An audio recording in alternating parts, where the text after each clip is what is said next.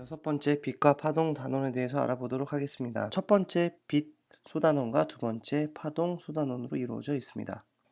자, 우리가 물체를 보려면 빛이 있어야 되고 그 빛이 우리 눈에 들어와야지 물체를 볼 수 있습니다. 태양이나 전등과 같이 스스로 빛을 내는 물체를 광원이라고 하는데 광원에서 나온 빛이 우리 눈에 들어오면 광원을 볼 수 있습니다. 자, 예를 들면 빛이 들어오지 않는 어두컴컴한 곳에서는 볼 수 없습니다. 광원이 아닌 물체는 어떻게 볼 수 있을까요? 책이나 의자와 같이 우리 주변에 있는 대부분의 물체는 스스로 빛을 내지 못합니다. 광원이 아닌 물체는 광원에서 나온 빛을 반사하는데 이렇게 반사된 빛이 눈에 들어오면 우리는 그 물체를 볼 수 있습니다. 우리는 물체를 볼 때 여러 가지 색을 볼 수 있습니다. 스마트 기기 화면을 현미경으로 확대하면 빨간색, 파란색, 초록색 이 RGB 세 색깔만 볼 수 있는데 이 세 가지 색의 빛은 여러 가지 색을 표현하는 기본이 되는 빛으로 빛의 삼원색이라고 합니다.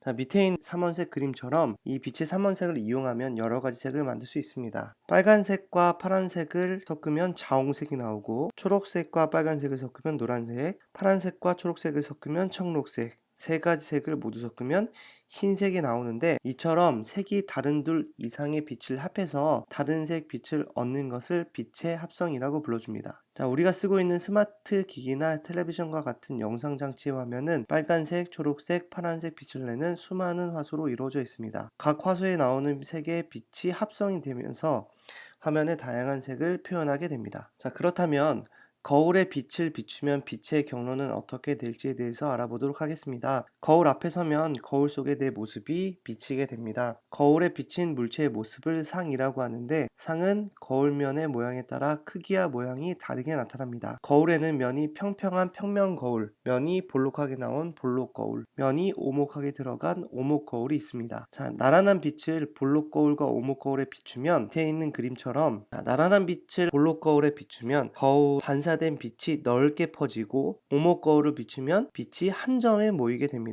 이러한 성질 때문에 볼록 거울과 오목 거울의 물체를 비추어 보면 실제와 다른 상이 나타나게 됩니다.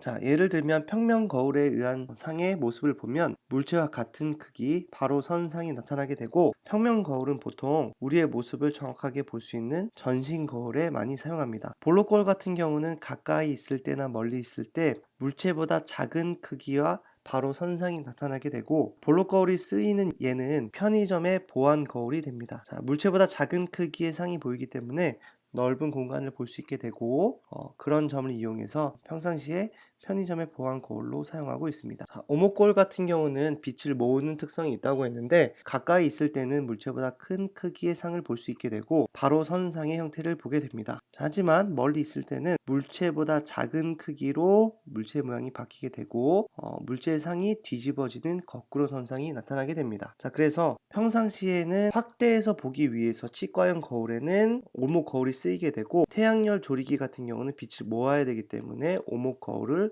사용하고 있습니다. 거울에 상이 생기는 원리를 알아보게 되면 빛이 반사할 때는 입사각과 반사각이라고 하는 것이 생기는데 이는 항상 같게 됩니다. 예를 들면 입사 광선이 들어올 때 법선과 만드는 각을 입사각이라고 불러주고 입사 광선이 거울을 통해서 반사됐을 때 법선과 반사 광선이 만드는 각을 반사각이라고 불러줍니다. 이 입사각과 반사각은 항상 같은 특징이 있습니다. 예를 들면 평면 거울 앞에 놓인 물체의 한 점에서 나온 빛이 거울에서 반사된 후에 거울을 보는 사람의 눈에 들어오게 되기 때문에 상이 보이게 됩니다. 반사 광선 중 눈으로 들어온 빛의 연장선을 거울 뒤쪽으로 쭉 연결하면 한 점에서 만나게 되고 우리는 상이 마치 그 지점에 있는 것처럼 보게 됩니다. 자, 이번에는 거울이 아닌 렌즈에 대해서 알아보도록 하겠습니다. 빛이 렌즈를 통과하면 빛의 경로는 종류에 따라 다르게 됩니다. 렌즈에는 가운데 부분이 가장자리보다 두꺼운 볼록 렌즈와 가운데 부분이 가장자리보다 얇은 오목 렌즈가 있습니다. 자, 밑에 있는 것처럼 빛은 렌즈를 통과하면서 굴절하게 되는데 볼록 렌즈에 나란한 빛을 비추면 굴절돼서 빛이 모이고 오목 렌즈에 나란한 빛을 비추면 굴절되어 빛이 퍼집니다. 이러한 성질 때문에 렌즈로 물체를 보면 실제와 비교할 때 크기와 모양이 다른 상이 생기게 느끼게 됩니다. 자, 첫 번째, 볼록 렌즈를 통해서 가까이 있는 물체를 볼 때는 물체보다 큰 크기의 바로 선상이 보이게 되고, 멀리 있는 물체를 볼 때는 물체보다 작은 크기,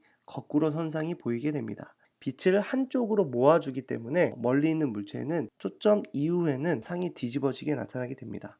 두 번째, 오목 렌즈 같은 경우는 가까이 있는 물체나 멀리 있는 물체를 볼 때 물체보다 작은 크기의 상이 보이게 되고 바로 선상으로 보이게 됩니다. 자, 두 번째, 파동에 대해서 알아보도록 하겠습니다. 자, 잔잔한 호수에 빗방울이 떨어지면 물결이 동심원 모양을 이루면서 주위로 퍼져나갑니다. 이처럼 한 곳에서 만들어진 진동이 주위로 퍼져나가는 것을 파동이라고 불러줍니다. 물결파가 퍼져나갈 때 수면 위에 떠있는 스티로폼 구는 제자리에서 위아래로만 진동을 합니다. 자, 물결파가 퍼져나가도 파동을 전달하는 물은 제자리에서만 진동하기 때문입니다. 이때 물과 같이 파동을 전달하는 물질을 매질이라고 하는데, 소리의 매질은 공기, 지진파의 매질은 땅입니다. 파동이 진행할 때 매질은 제자리에서 진동만 할 뿐 진행 방향으로 이동하지는 않습니다. 물결파는 밑에 있는 그림과 같이 높은 곳과 낮은 곳이 만들어지면서 퍼져나갑니다. 가장 높은 곳을 마루라고 하고 가장 낮은 곳을 골이라고 합니다. 마루에 이웃한 마루까지의 거리를 파장이라고 하고, 진동 중심에서 마루나 골까지의 거리를 진폭이라고 합니다. 파동이 진행할 때 1초 동안 매질이 진동하는 횟수를 진동수라고 하며 단위는 헤르츠를 사용합니다. 파동의 종류에 대해서 알아보도록 하겠습니다. 용철의 한 끝을 좌우로 흔들면 파동이 만들어집니다. 리본이 묶인 용철의 한 점은 좌우로만 이동하고 파동은 용철을 따라 앞으로 진행합니다. 파동의 진행 방향과 매질의 진동 방향이 서로 수직인 파동을 횡파라고 불러주고, 파동의 진행 방향과 매질의 진동 방향이 서로 나란한 파동을 종파라고 불러줍니다. 스피커에서 발생한 소리는 매질인 공기를 앞뒤로 진동시키면서 진행하는데, 즉 소리는 파동의 진행 방향과 매질의 진동 방향이 나란한 종파가 됩니다. 소리의 특징에 대해서 한번 알아보도록 하겠습니다. 연주용 종을 세게 흔들 때와 약하게 흔들 때 나는 소리의 파동 모습을 비교하면 큰 소리가 날 때는 진폭이 크고 작은 소리가 날 때는 진폭이 작습니다. 이처럼 소리의 세기는 파동의 진폭에 따라 달라지는데, 음악을 연주할 때는 악기를 두드리는 세기를 달리해서 소리의 세기를 조절합니다. 두 번째는 연주용 종으로 솔음과 도음을 같은 세기로 낼 때 소리의 파동 모습을 비교하면 낮은 소리는 진동수가 작고 높은 소리는 진동수가 큽니다. 이처럼 소리의 높낮이는 파동의 진동수에 따라 달라집니다. 소리의 세기와 높낮이가 같아도 리코더와 오카리나에서 나는 소리는 다르게 들립니다. 자, 이는 소리의 파형이 다르기 때문입니다. 자, 이것은 진동하는 물체나 진동하는 방법이 다르기 때문입니다.